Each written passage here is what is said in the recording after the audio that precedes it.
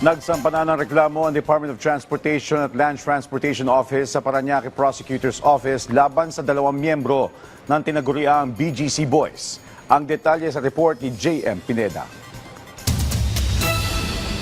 Hindi hahayaan na lapastanganin ng kahit na sino man ang pagkuha ng lisensya.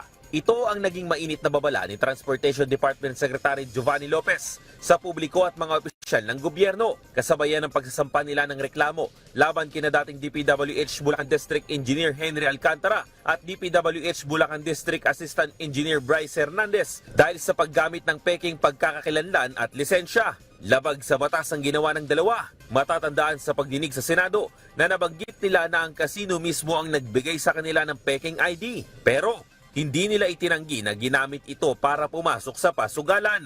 Iniimbestigahan na rin ng DOTR at Land Transportation Office o LTO ang iba pang tinaguriang BGC Boys na kasama nina Alcantara at Hernandez kung saan maharap sila sa kasong use of falsified documents. May kulong po ito na hindi higit sa 6 na taon at fine in the amount of 1 million po. That's under the revised penal code. So kailangan nila makulong kung mapapatunayan na talagang ginawa nila itong krimen na to. Wala rin kawala sa asunto ang nag-supply ng peking ID sa BGC Boys. Maging silbing babala rin anya ito sa lahat ng mga nagtatangkang mameke ng ID o gumamit ito. This will send a strong signal po sa mamamayan natin. Hindi ko po alam kapag madami na tayong naihain na kasong ito, pero ito po ay magpapaalala sa taong bayan na talaga hindi ka pwede gumamit. Una, bawal ang peking license.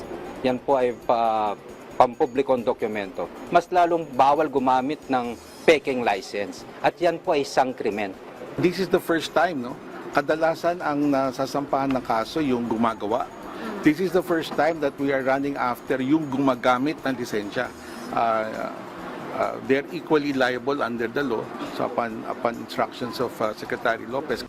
Patuloy ngayon ang pagbabantay ng LTO sa iba't ibang lugar na gumagawa ng peking lisensya sa bansa. Aminado ang ahensya na binabantayan nila pati na ang online dahil lumalaga na puli ang pamimeke ng lisensya ng mga kawatan. Ina-adopt nila yung wala nang hassle, no driving, no medical, tapos may lisensya na kaagad. No?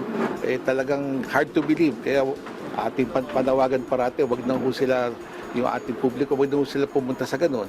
Diba? It is incredible, it is hard to believe. Sa mga susunod na linggo, umaasa ang LTO na may mga magagamit pa silang ebidensya galing sa pagdinig ng Senado laban sa mga dating opisyal ng DPWH. JM Pineda, para sa Pambansang TV, sa Bagong Pilipinas.